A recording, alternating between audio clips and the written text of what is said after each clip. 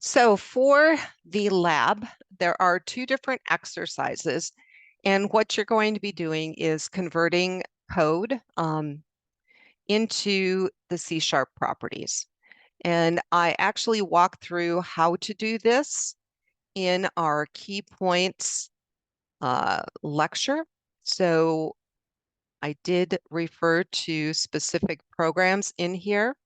And so if you look through them, you can kind of visually see what was done.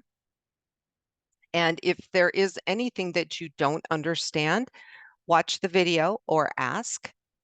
But these would be the programs that you can refer to that are similar to the exercises that you are going to be doing. I am providing you with the code. So all you really have to do is you can actually probably press Control and A to highlight, Control and C to copy.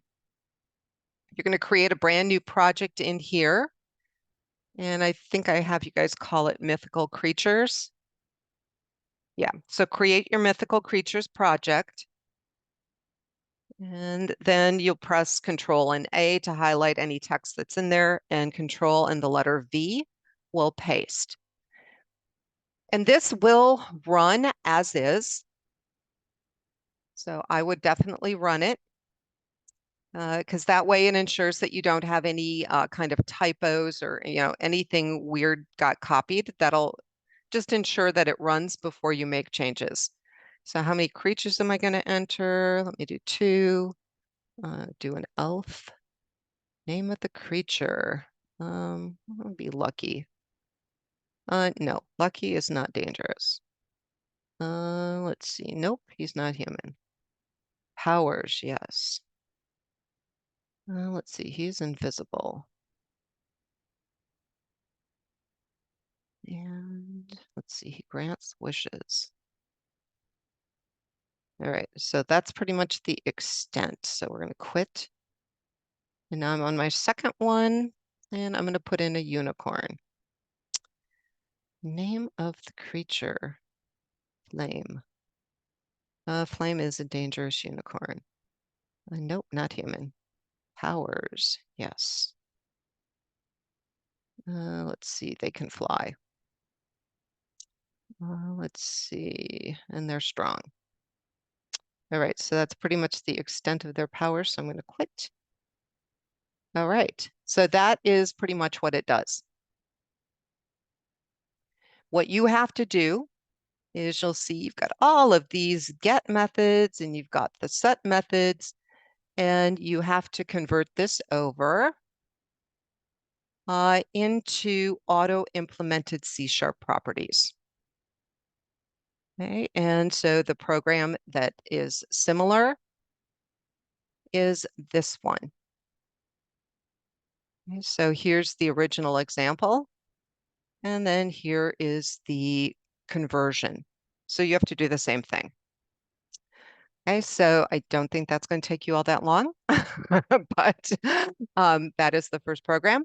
Second program, here is your file that you need to copy and paste. And you will notice in this one, we do have some checks for age. There is an age restriction in our shopping. Okay, so that means that you can't do all auto-implemented here. Okay, so what you need to do is the regular property syntax, and that is because you have to check age.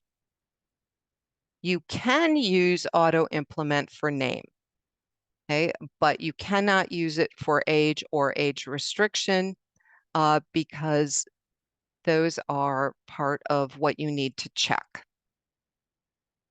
And you can see down here in set age, we are looking at the age and then we are changing the restriction. Okay, so program 2 is also a conversion assignment. What you're going to do is Control A to highlight, Control C, copies. You're going to create your new project file. You're going to paste it in here. And then I would suggest running it.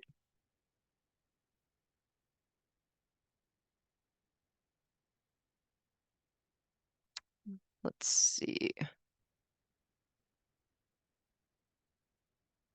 Okay, how old is Wilma? Wilma is going to be 24. Okay, now our next person, let's see, Judy Judson.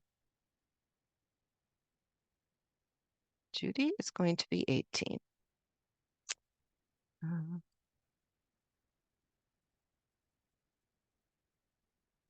Okay, so this is how it runs. Because Judy is 18, they can't purchase alcohol. The other shoppers are fine. Okay, so that's how it runs. And what you're going to have to do is use a combination of auto implement and regular property syntax to convert this section.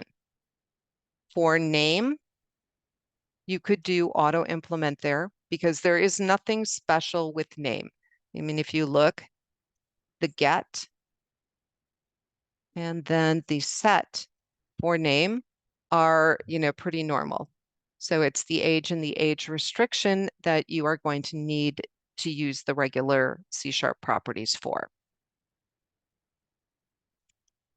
So to help you out, I did refer you to an example from the chapter key points. And so this is using both auto-implemented and regular property syntax. And it's similar to what you have to do. And then if we look, here is the original, okay, with those conditional checks. And then here is the converted.